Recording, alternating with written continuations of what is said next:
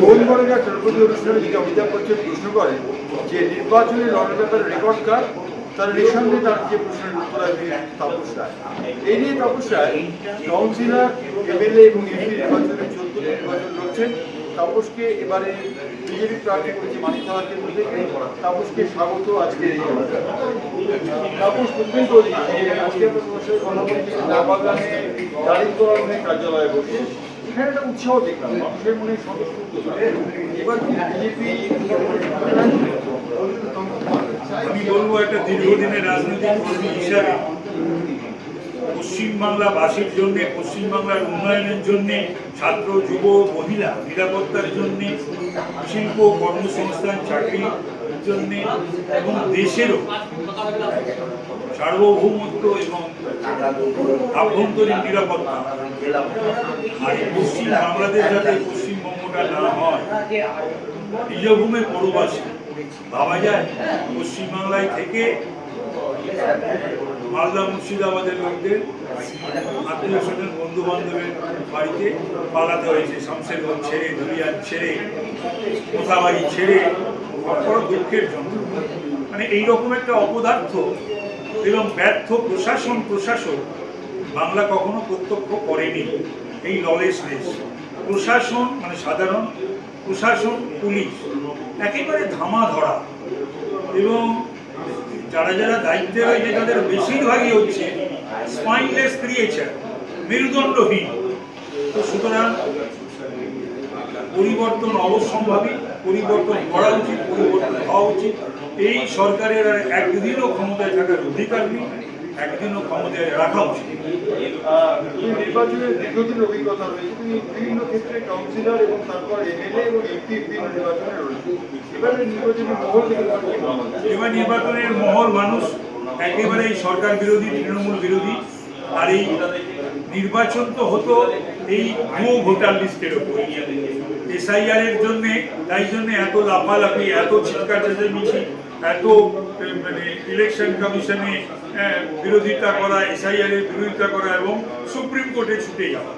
আর কোটি কোটি কোটি টাকা আমাদের করের টাকা রাজস্ব খরচা করে ওই সমস্ত কপিল সিং বা রনি পালকিওয়ালাদের, মনু সিং বীরের সমস্ত দান করা। তারপরে হচ্ছে ইলেকশনটা 2011 মমতা ক্ষমতায় এসছে, 2013 অনওয়ার্ডস একটা নির্বাচন শান্তিপূর্ণ হয়নি, রক্তপাতহীন হয়নি, লাশের ওপর হয়নি, এরকম একটা নির্বাচন হয়নি। তা ত্রিপুরা পঞ্চায়েত হোক, পুরসভা হোক, পুর নিগম হোক, বিধানসভা হোক আর লোকসভা হোক, pre election, post election violence and on the day of poll, নির্বাচনের দিন ভয়ঙ্কর সংঘর্ষ হয়েছে। তৃণমূলী গুন্ডা আর পুলিশ যৌথভাবে তারা মানুষের গণতান্ত্রিক অধিকার, বিরোধী দলগুলোর, শুধু বিজেপি নয়, বিজেপি সহ বিরোধী দলগুলোর যে গণতান্ত্রিক অধিকার সেগুলোকে কেড়ে নিয়েছে।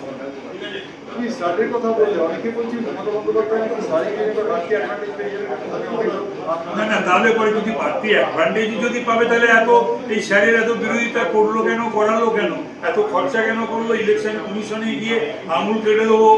হ্যাঁ, ওদের একজন এমপি বলছে ইলেকশন কমিশনের আঙুল কেটে দেবো, নিজে ওই পার্সোনাল অ্যাপিয়ারেন্স করছে মমতা ব্যানার্জি। তারপরে তো উকিলগুলো রয়েছে, তারপরে হচ্ছে কি এখানে বিএলওদের দিয়ে, ইআরওদের দিয়ে, এইআরওদের দিয়ে, ডিএমদেরকে দিয়ে কি না করেছে, বিডিও, এসডিও, ডিএম এদেরকে দিয়ে, এবং বহু কিছু এই পুলিশ ছিনতাই করে নিয়েছে, ফর্ম 7 পুড়িয়ে দিয়েছে, ফর্ম 7 কেড়ে নিয়েছে, বিডিও অফিসে মারপিট, বিডিওকে পেটে কি করেনি। কিছু কিছু মানুষ একটুখানি তারা স্বচ্ছভাবে চলতে চায়, তারা নিরপেক্ষ থাকতে চায়, তাদের গালিগালাজ, বন্ধু, ভয় দেখানো, পিটিয়ে দেওয়া, সবই তো করেছে। তাহলে যদি ওদের লাভই হয়, লাভ লোকসানের কথা আমি জানি না।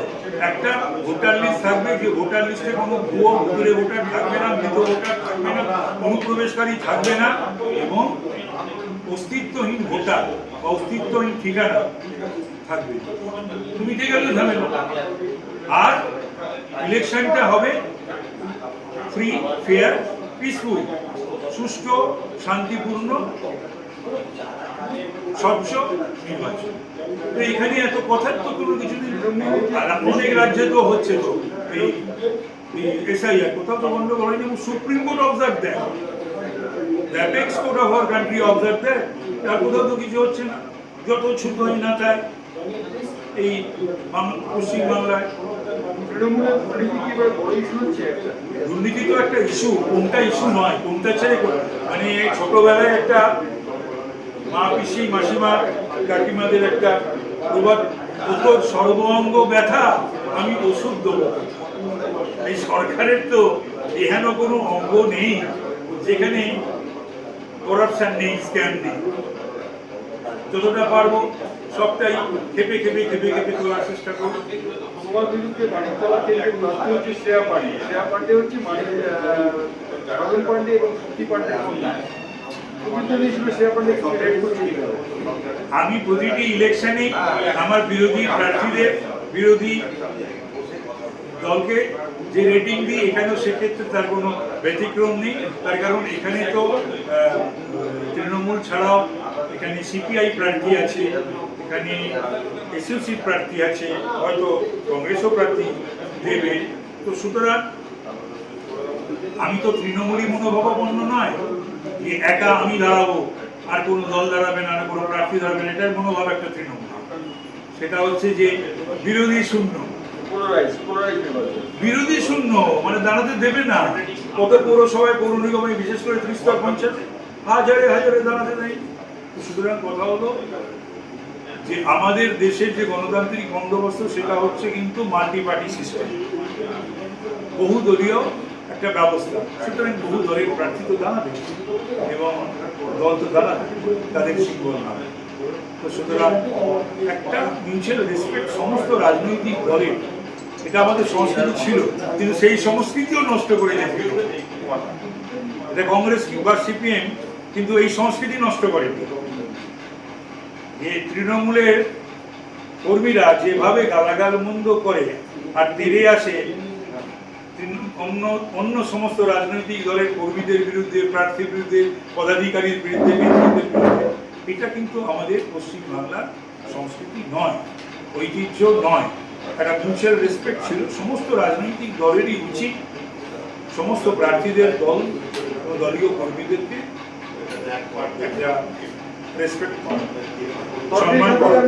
বিজেপি এবারে ক্ষমতায় আসছে, বিজেপি ক্ষমতায় 5 বছর পর তৃণমূল কংগ্রেসের মুখরা দুর্নীতি করে তার গ্যারান্টি। তার গ্যারান্টি হচ্ছে এটা একটা রাজনৈতিক দল, এবং যে দলের মধ্যে আভ্যন্তরীণ গণতন্ত্র আছে, যে দলের একটা পার্লামেন্টারি বোর্ড আছে, যে দলের বুথ কমিটি থেকে রাষ্ট্রীয় কমিটি নির্বাচিত হয়। তৃণমূলে তো সেটা নয়, আগে ছিল একজন, এখন হয়েছে 2 জন। তো সুতরাং সেখানে যদি এই দুর্নীতিগুলোকে যদি একটু অ্যাড্রেস করতো মমতা ব্যানার্জি, তাহলে তো এই পর্যায়ে আসতো না। কখনো কিন্তু পশ্চিমবাংলার কোনো মন্ত্রীরা, এমএলএরা এবং পুরোপুরি একটা শিক্ষা দপ্তর, তারপরে ছাত্র যে ওদের কমিটি রয়েছে তার পদাধিকারী, যুবর যে কমিটি রয়েছে সেই পদাধিকারী, তারা সব জেল খাটছে। এটা তো হওয়া উচিত ছিল না। এটার জন্য দায়ী কে? এটার জন্য দায়ী কারা? কেন এখান পর্যন্ত আসতে দিল? চাকরি বিক্রি কখনো কংগ্রেস করেনি।